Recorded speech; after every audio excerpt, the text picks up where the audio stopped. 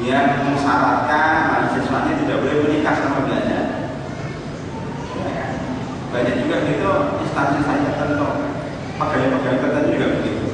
Kalau tempat kerja banyak pegawai-pegawai kantor-kantor yang mensyaratkan tidak boleh nikah lagi selama kerja di sini. Kalau nikah lagi pecat. Oh gimana sih nikah lagi pecat? Wakil presiden kita dulu istrinya berapa? 4. Wakil presiden nggak masalah. Iya, istrinya 4 nggak masalah. Kenapa nggak ditaruh saja?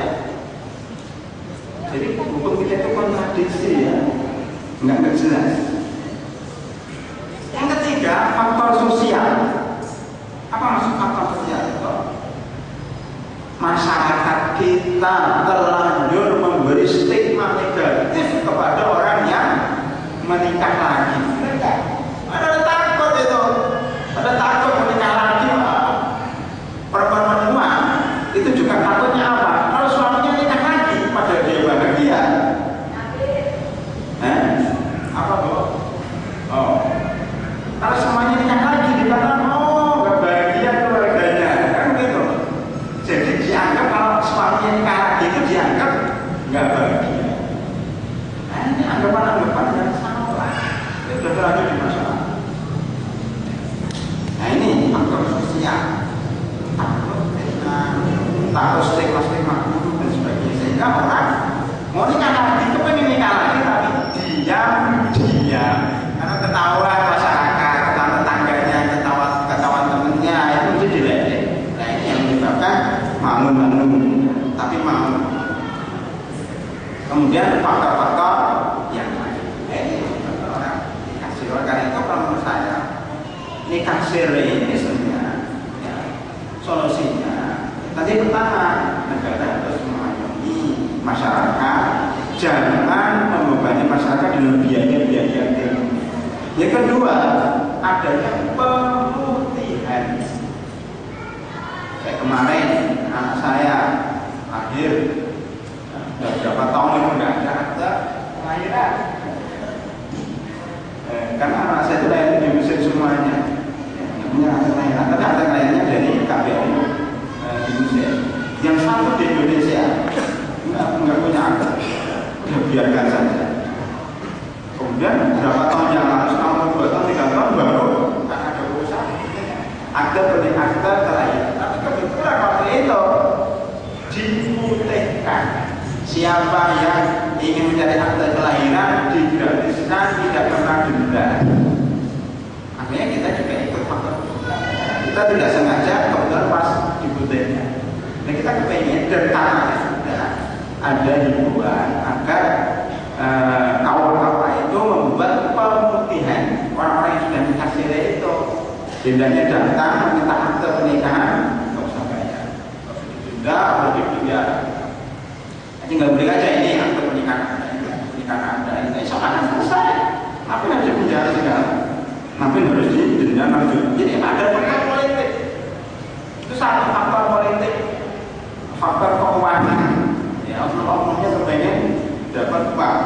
Kemudian ketiga, yang paling penting adalah faktor walaupun ini tidak diakui, ya, oleh orang yang mengusung ini, tapi kita merasakan ada faktor kesengajaan, ya, bahwa satu, jangan sampai ya orang Islam itu berpoligami.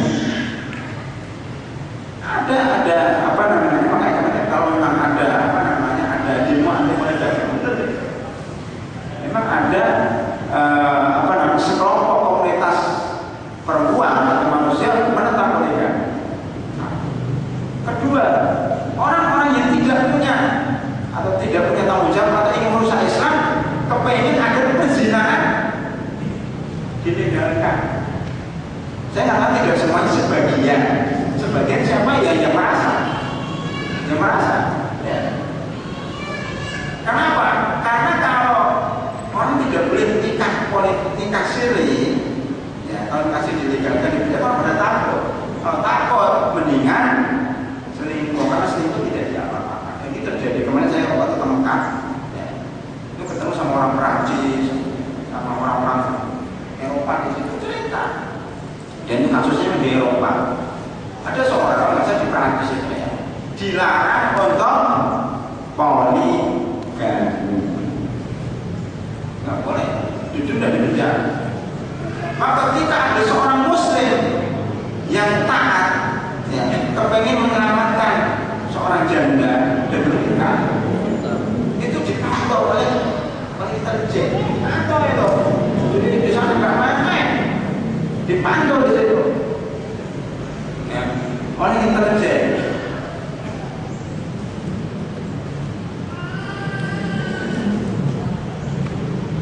Karena ini kok laki-laki ini kok apa namanya setiap hari apa namanya ke situ ke tempat perempuan itu apa ini aja. Kalau kita masuk kita nggak kamu nikah ya karena ada teman-teman kamu punya istri kedua ya. Mari kita ke pengadilan ya. Harus ditaruh di situ.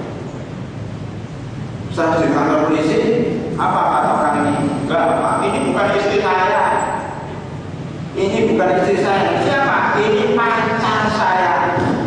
Jadi saya berzina dengan dia tiap hari, selingkuh. Akhirnya begitu. Ini pacar saya, ini teman dekat, pacar biasa, pacar teman. Oh kalau gitu sudah nggak apa-apa, silakan. Ada pergi. Memang itu kenyataan, kenyataan. Ya. Jadi di sana itu kalau pacaran berzina bebas. Ya, kalau nikah itu di penjara. Indonesia kepengen niru orang-orang barat. Memang pernah kita lihat orang berzina ditangkap di penjara. Pernah lihat di Indonesia? Kediri, pernah orang zina di penjara? Nggak ada. Memang ada berita-berita polisi merazia perzinaan, merazia hotel, ada malam minggu, malam apa liburan, dirazia 20 orang. Sampai kantor polisi dia apa? Dinasihati, Mas, jangan ulangi lagi ya, ini nggak baik. Udah kamu pulang. Ada, disuruh udah pulang. Itu aja. Belum pernah kita mendengar, ya. Bahkan melihat orang berzina di penjara. Selama suka sama, kasarnya suka sama suka. Kalau merkosa ya. Kalau suka sama suka enggak. Ya. Karena suka sama suka kan hak asasi manusia. Maka ketika kita menyampaikannya masalah nikah siri ini di depan perempuan dalam seminar mitra gender itu dikatakan bahwa apa namanya? Saya katakan bahwasanya nikah, ya, menikah untuk kedua ketiga ini sebenarnya salah satu solusi ya, dari berzina. Ini ditolak. Dia menjawab begini, bukan masalah itu katanya. Sekarang harus ada manajemen syahwat. Ini yang dua orang bahkan salah seorang profesor sebenarnya aktivis dia, profesor baik, ketemu sebelum dia bicara. Tapi yang sangat saya sayangkan ya, dari beliau adalah orang itu nikah dengan syahwat itu ada manajemen syahwat bersama juga disampaikan oleh perempuan tadi. Jadi kita harus bisa manajemen syahwat. Saya katakan manajemen syahwat itu maksudnya jangan ya melakukan hubungan di luar pernikahan yang resmi. Jangan berzina, jangan selingkuh, jangan 7-Eleven, tapi berhubunganlah dengan istri-istri Anda. Itu namanya manajemen syahwat yang benar, melampiaskan syahwatnya kepada yang halal. Maksudnya manajemen syahwat itu dikaitkan dengan satu perempuan aja, jangan yang lain. Itu namanya nggak bisa manajemen syahwat, maksudnya boleh. Bagaimana sahabat-sahabat itu nggak bisa manajemen syahwat? Mereka menutup mata, tidak peduli dengan laki-laki, sebagian laki-laki. Ini kan ukurnya itu dengan suaminya dia aja. Ada beberapa laki-laki yang memang syahwatnya besar, tidak cukup dengan satu perempuan ada. Karena makannya tidak beli daging. Jadi pokoknya dari sononya memang makhluk ini memang orangnya memang ya punya kelebihan syahwat. Orang seperti ini tidak mungkin ditahan dengan dalih manajemen syahwat itu. Oh istrinya sering sakit. Padahal ya main datang bulan seminggu itu lumayan lama lah itu seminggu. Perempuan nyantai aja. Kalau kita belajar psikologi manusia itu beda karakter laki-laki dengan perempuan. Ini disamakan nggak bisa. Kalau perempuan nyantai, kalau laki-laki nggak bisa. Makanya kalau perempuan bicara tentang laki-laki, ya nggak pas loh. Belum pernah jadi laki-laki. Kalau laki-laki bicara tentang perempuan, boleh menurut aturan dan sunnah. Tapi kalau menurut perempuan sendiri juga nggak bisa. Itu secara psikologi, secara kedokteran bisa dibedakan antara laki-laki dan perempuan. Makanya disuruh hikmahnya kenapa laki-laki itu dibolehkan menikah lebih daripada satu, sedang perempuan hanya satu saja. Karena sama beda-beda. Organ dan hormon sudah beda. Inilah kalau saya katakan orang yang bicara tentang anti poligami itu orang yang tidak tahu psikologi. Kata perempuan yang bicara. Ada si laki-laki yang bicara itu sedikit. Laki-laki yang tidak paham dirinya sendiri. Tidak semua laki-laki memang sebagai laki-laki tidak bisa dengan satu istri. Jadi istrinya sakit-sakitan terus. Daripada dia berzina, maka ada solusi untuk menikah walaupun dengan nikah siri, karena takut ketahuan istrinya, takut ketahuan masyarakat. Dulu ada ulama-ulama Azhar, ya, kesini 6 orang, ketika kita makan bersama di salah satu rumah makan Arab, dia cerita sama sekali.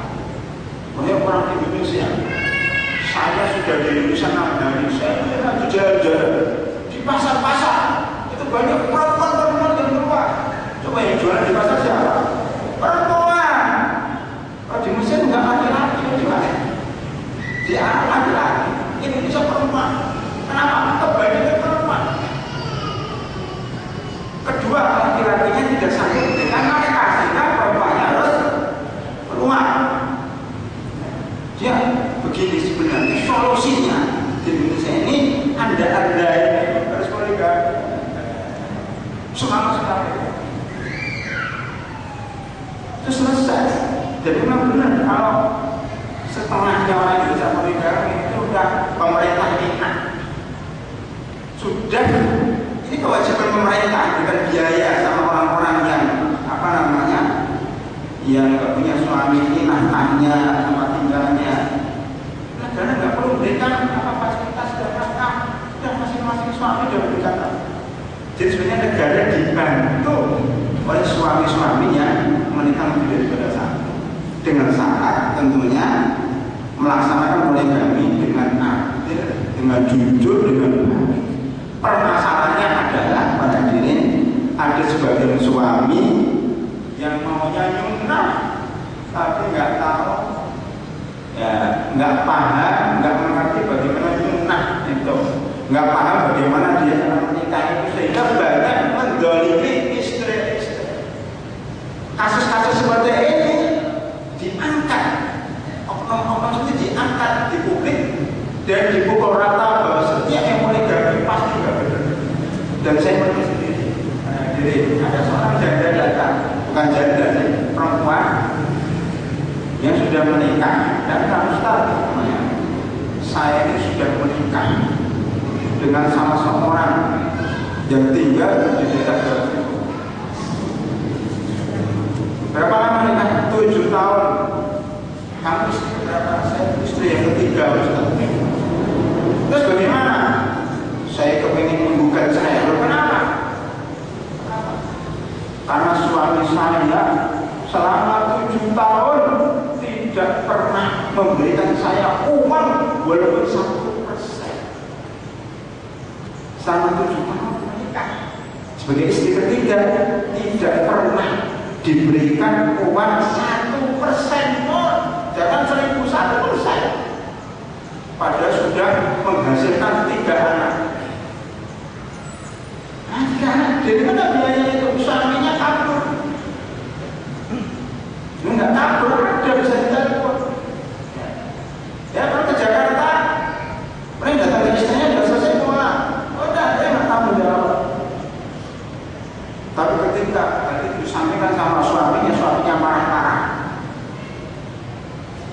kamu sudah bekerja mati-matian. Ya, kemudian malah dijelek-jelekan. Gimana mau bekerja mati-matian 7 tahun? Ya, tidak diberi nafkah itu apa? Merasa nggak salah juga. 1 tahun aja kata ulama, 6 bulan saja. Padahal pernikahan 3 bulan, bahkan kan 3 bulan ya. Saya berjanji bila 3 bulan tidak memberikan nafkah sama istri saya, maka saya katakan cerai. Ya, itu namanya cerai tergantung. 3 bulan, 6 bulan ini 7 tahun, otomatis ini sudah cerai. Nah inilah kasus-kasus seperti ini yang kadang-kadang diangkat oleh orang yang tidak senang sama Islam. Loh, ini loh orang Islam kerjaannya kawin, tapi tidak tanggung jawab. Nah sebenarnya kan nggak adil, mestinya diangkat semuanya. Berapa oknum yang nyeleweng, berapa oknum yang adil, harus seimbang. Tentunya kita juga mengharapkan teman-teman para aktivis, ya, orang-orang yang sudah menikah daripada 1 tahun berbuat adil, perhatikan istri-istri. Karena kalau kita menikah wajib tanggung jawab. Bahkan saya sampaikan sama ibu-ibu di mitra gender itu, Bu, ibu perlu tahu bahwa seorang suami yang menikah lagi, itu yang paling dirugikan siapa, Bu? Siapa yang dirugikan? Laki-laki. Kenapa Bu yang dirugikan laki-laki? Dirugikan saja. Jadi kalau suami menikah lagi, yang paling rugi pertama siapa? Laki-laki. Secara duniawi yang dirugikan adalah laki-laki. Kenapa? Coba bayangkan Bu. Laki-laki ini mendatangi istri itu kapan? Selama seminggu berapa kali? Dan berapa bahasanya? Berapa menit? Dia mendatangi istrinya untuk melakukan syahwatnya. Paling banter setengah jam. Seminggu 2 kali, 1 jam seminggu dia melakukan syahwatnya. Selain itu apa? Dia harus merawat istrinya itu. Jadi 24 jam dikali setengah jam berapa? 23 jam 30 menit dia rugi. Berikan dia rumah, berikan dia uang, nafkah, kalau sakit diobati, kalau kan dibawa ke rumah sakit, biayanya berapa? Hanya untuk setengah jam. Nah, ya begitu siapa? Laki-laki. Lokasinya yang paling diuntungkan adalah perempuan. Itu yang paling diuntungkan. Ya, yang paling diuntungkan adalah laki-laki. Makanya sebenarnya laki-laki yang mau menikah itu laki-laki yang gentle. Kalau dia bertanggung jawab, kan? Ayo. Nah, ini sebenarnya kalau kita berpikir jernih ya. Nah, masih ada waktu 5 menit sebelum tanya jawab. Bagaimana kasus Aceh dengan Kami? Kalau dulu kasus Pak Puji, saya Puji dengan Ulfa, Maria Ulfa. Itu kan masalahnya adalah masalah karena menikahi anak kecil. Ya, dianggap melanggar hak asasi manusia atau perlindungan anak-anak, undang-undang perlindungan anak-anak. Sekarang kita lihat kasusnya ya. Memang di sini kita dilematis begini ya. Dalam satu sisi memang dihalalkan ya, apalagi dia seorang bupati dan katanya sedang masalah dengan istrinya. Ya. Udah nggak ketemu sama istrinya 6 bulan, 1 tahun. Belum cerai tapi masalah. Seorang laki-laki yang menjadi bupati ya. Tentunya juga punya syarat sampai setahun atau dengan istri daripada dia berzina, nggak dia menikah dengan perempuan lain. Cuma permasalahannya adalah bahwa yang dinikahi adalah gadis yang masih muda, 18 tahun. Kedua, karena ini adalah tawaran dari salah seorang kiai. Di sini terjadi masalah. Kemudian apakah benar dia diberi uang berapa 50 juta? Isu seperti ini harus diteliti benar enggak? Karena berarti saya sudah membayar 50 juta. Dan ini terjadi masalah.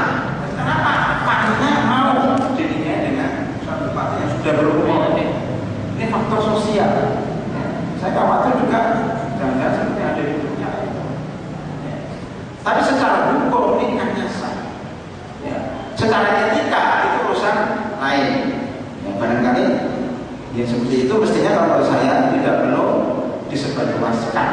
Ya. Memang mass media yang kadang-kadang mengangkat ini, ya akhirnya ditunggangi, dijadikan alat untuk melecehkan syariat Islam, untuk melecehkan namanya pernikahan. Jadi permasalahannya sebenarnya rumit. Ya rumit itu artinya apa? Banyak faktor-faktor yang bisa dijadikan tarik ulur untuk senjata bagi orang tidak suka sama Islam. Ya. Karena nikah, ya, sirne 250 juta dengan anak muda kita lihat nikah sirne. Ini faktor-faktor yang rentan didikitkan. Pertama nikah sirne, kedua nikah dengan perempuan muda 15 tahun dan suaminya udah berumur, dia pejabat publik, tokoh bupati. Keempat saharnya 250 juta. Kelima, dia hanya 4 hari dicerai lewat SMS, disebarkan oleh mass media. Tidak bisa Pak. Secara psikologi, orang sudah tidak melihat hal dan awalnya lagi, tapi sudah melihat itu sebuah peluang. Tergantung siapa berkepentingan. Kalau orang tidak suka sama Islam, langsung dijadikan alat untuk membahas Islam. Maka di sini susah untuk membahas seperti ini. Paling tidak, ya, kita mengatakan bahwa nikah siri itu sah dan halal. Cerai yang SMS itu sah jika benar-benar SMS dari suaminya. Mencerai 4 hari juga boleh, siapa yang nggak boleh? Kalau orang setuju, kemudian ada masalah, misalnya apapun juga diperbolehkan, tidak ada batas. Cerai itu harus setelah 5 tahun, nggak ada. 4 hari, 3 hari, sehari pun boleh cerai. Di dalam fikih disebutkan, jika engkau mendapatkan istri kamu tidak sesuai dengan ya perjanjian, maka boleh pernikahan dibubarkan. Jadi dalam pernikahan itu ada 5, namanya raddu bil aibi, 5 aib yang boleh dengannya dibubarkan pernikahan secara otomatis. Seperti kalau kita beli, saya nggak nyamakan perempuan barang, tapi para ulama menyebutkan seperti kalau kita beli mobil baru ini, tiba-tiba ketika dibuka pintunya nggak ada setirnya. Gimana naik mobil? Pakai apa? Pakai remote. Pakai mobil dibuka nggak ada mesinnya, cuma bodinya saja. Apakah jual beli itu sah? Nggak sah. Nggak bisa dipakai mobil. Tetapi kalau beli mobil, ya, ada bodinya tercoret dikit nggak masalah, paling kita ganti rugi aja, bisa dipakai. Dan pernikahan juga begitu, baik laki-laki maupun perempuan, kalau ada cacat maka wajib dibubarkan. Cacat ini ada di laki-laki dan ada di perempuan. Kalau di laki-laki cacatnya apa? Baik laki-laki, pertama laki-lakinya impoten, tahu impoten kan? Dia tidak bisa melaksanakan fungsi sebagai suami. Istri itu nikah untuk apa sih? Istri itu nikah juga berfungsi. Ini anaknya nggak berfungsi, maka wajib diubah ketika nikah pertama. Tapi kalau sudah menikah, maksud saya tangan itu nikah, sudah punya anak 3, punya anak 4, bersuaminya terkena gula sehingga jadi impoten dan sebagainya, ini lain cerita. Ini kerusakannya tidak dalam perjalanan. Wah ini belum, ya baru malam pertama sudah cacat. Yang kedua, tidak punya kemauan. Ada nggak ada? Laki-laki yang tidak punya kemauan atau kemauannya, maaf, terputus. Nah, sehingga tidak bisa melaksanakan. Ini dalam fikih disebutkan. Ya. Untuk perempuan apa? Untuk perempuan sama. Ya. Kalau didapat perempuan ini punya organ yang tidak berfungsi, bagaimana organ tidak berfungsi itu? Organ berfungsi itu kalau dia, ya namanya mudot. Dan saya pernah ketemu dengan dokter ahli bedah. Dia katakan dia itu suka mengkitani laki-laki dan perempuan. Dia pernah katakan, Ustaz, saya sering membuat kelamin buatan, kelamin perempuan buatan. Ya. Karena ada perempuan bayi lahir tidak punya kelamin, maka dia terpaksa membuat kelamin buatan. Nah, kalau orang perempuan menikah dengan laki-laki didapatkan tidak punya kelamin, gimana? Padahal tujuan saya menikah adalah ya, untuk menggapai istri saya tidak punya kelamin, gimana? Makanya harus menikahnya bubar secara otomatis. Yang kedua, yang ketiga, yang keempat, ya, perempuan itu kena penyakit kulit lepra. Jadi laki-laki atau perempuan, jadi kulitnya itu mereteli yang lepra, penyakit disunat ya, itu langsung bubar. Bagaimana kita menggauli ya seseorang yang lepra, penyakit kulit sudah menyeluruh, sudah nggak seperti manusia, nggak jijik. Yang kelima, kalau didapatkan pasangannya itu gila, saya nikahkan dengan perempuan cantik banget, oh enggak? Menurut saja ada istri saya cerita, saya ketemu dengan perempuan ini cantik banget, tapi orang-orang sudah tertawa ya, karena gila. Atau pakai jilbab, tidak jalan macam-macam, tidak bisa. Kalau orang nggak tahu dikira itu nggak gila. Coba kalau orang tertarik dengan dia, saya ini kayak kamu dia, didapatkan dia tetap gila, mau nikah dengan perempuan cantik banget tapi gila, orang nggak mau, kecuali orang gila juga. Nah, kalau orang gila sudah bubar pernikahan. Bagaimana menikah dengan orang gila, kecuali kalau sudah nikah sudah setahun, 5 tahun, 10 tahun gila. Nah, itu saya cerita. Nah, itu di pertengahan. Jadi rahimahullah, inilah hal-hal yang perlu kita ketahui tentang pernikahan, bahwa kasus yang terjadi memang serba salah. Tapi sebenarnya kita harus menghadapi dengan penuh bijak, ya, bahwa kasus itu sebenarnya boleh terjadi. Cuman yaitu sebelum menikah mestinya kita juga harus hati-hati, jangan terburu-buru menikah. Menikah itu jangan sekedar syahwat, tapi juga harus dilihat struktur sosialnya, ya, bukan sekedar ya bersenang-senang, juga harus bertanggung jawab dan seterusnya. Supaya ya, itu jangan dijadikan batu loncatan untuk menyerang saya. Maka mudah-mudahan kasus ini bisa segera ditangani. Yang jelas jangan sampai rancangan undang-undang memidanakan nikah siri itu harus kita hadapi. Karena kalau itu dipidanakan, pasti perzinaan akan semakin banyak. Sebelum membuat undang-undang pernikahan sini, buatlah dulu undang-undang perzinaan. Saya tantang ibu-ibu, Bu, ngapain ibu kursi nikah siri?